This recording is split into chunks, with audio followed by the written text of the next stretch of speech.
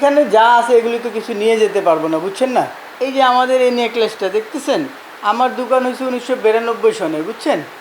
আমার দোকান হয়েছে 1992 সনে। আমার এই নেকলেসটা মনে করেন 5,900 টাকা ভরি আমলের সোনার। তারপর আরেকটা কথা, আমাদের পুরনো কাস্টমারগুলি ঘুরে ঘুরে আসে। অনেক সময় দেখা যায় কি, একটা কাস্টমার আসলো, বললো যে ভাই আমরা একটা চেন নিলাম, একটা আংটি নিলাম, তো বাজেট আমাদের 1.5 লাখ টাকা ছিল, এখন 1,65,000 টাকা হয়ে গেল। গরিব মানুষ, এতিম মানুষ। ওই সময় আমাদের মালিকের বলা আছে, আমরা ওই সময় লেস করে দিই, বুঝছেন।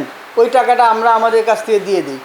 ধরেন 1.5 লাখ টাকা, 1,65,000 টাকা স্বর্ণ আমরা 1.5 লাখ টাকা দিলেও আমরা দিয়ে দিই, ওটা আমাদের মালিকের খাতায় 15,000 টাকা আমার মালিকদের তরফ থেকে চলে যায়।